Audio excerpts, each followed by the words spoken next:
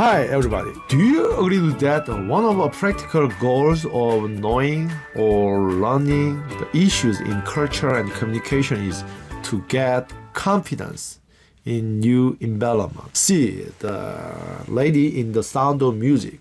I have confidence in sunshine. I have confidence in rain. Confidence, sometimes that might be most what we need to get in order to meet new people or to adjust to new workplace, like this program. However, how much do you need the confidence? From the view of the intercultural communication, we discuss the opposite term of confidence, which is anxiety. Anxiety to approach to cultural adjustment problem. To get confidence, we must manage the level of our anxiety. Generally, the lower level of anxiety is the better it is for adjusting to new environment and to new strangers. But it is not always. Sometimes a little anxiety is good for better performance in communication and in behavior. So we need to manage the optimal level of anxiety. Anxiety relates to the emotional state. However, it is also caused by a cognitive fact, uncertainty in unpredictable problems or unpredictable environment. So when we understand the unpredictable situation, we can reduce and control uncertainty, the anxiety from uncertainty. In here, we also need to understand that human being enjoying some kind of optimal level of uncertainty. That is why mysterious, novel, and exciting movies are popular. As we know, the author of this kind of exciting books, write those kind of exciting story based on our nature, the nature of mind enjoying some level of uncertainty. They develop the scenario of uncertainty to rekindle our curiosity along with the storyline. At this point, we conclude that for effective communication and better performance, people need to know of the anxiety and uncertainty problem in communication, interpersonal and intergroup communication. William B. Goodis tried to explain the effective communication in relation with the anxiety and uncertainty. He developed AUM theory, anxiety uncertainty management theory of effective communication. The theory proposed the capacity of managing anxiety and uncertainty as a competence in intercultural communication and decision. He suggests 7 approaches to communication effectiveness by using his AUM theory. The 7 things is self-concept, and motivation to interact. And third, reaction to strange, for social categorization of strangers. And fifth, situational process. 6, connection with strangers. 7, ethical interaction. He concluded with a lot of axioms for effective communication.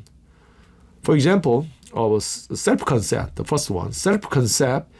The action 1, an increase in degree to which our social identity guide our interaction with a stranger will produce a degree in our anxiety and increase in our confidence in predicting the people's behaviors.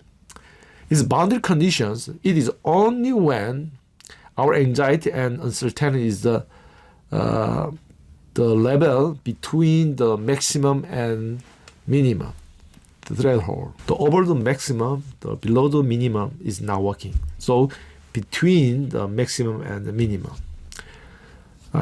Action two and third are the increase in our self-esteem and our in-group collective self-esteem, those factors decrease our anxiety and increase in our ability to predict strangers' behavior. As for second generation of immigrants, the having high self-esteem of ethnic identity is better. The more knowledge of our ethnic cultural heritage and difference of the dominant culture help us develop our communication competence and competence with a stranger and new environment.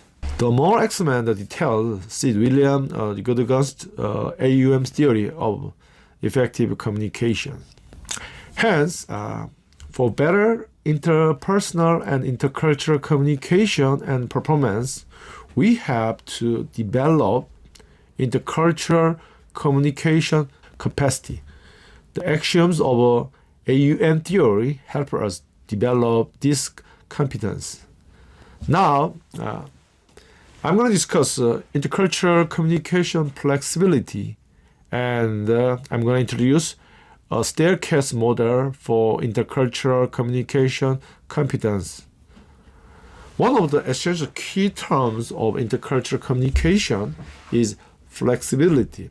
It's kind of for the better adjustment to new cultures, flexibility. It is a significant function of our mindset for adjusting to new culture and new people. What is intercultural flexibility? It means individuals in communication process do they communicate inflexibly or flexibly.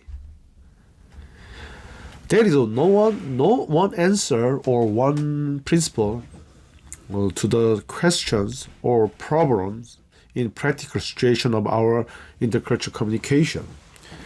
Flexibility is essential functions of our mindset for adjusting new circumstances and strangers from different cultures.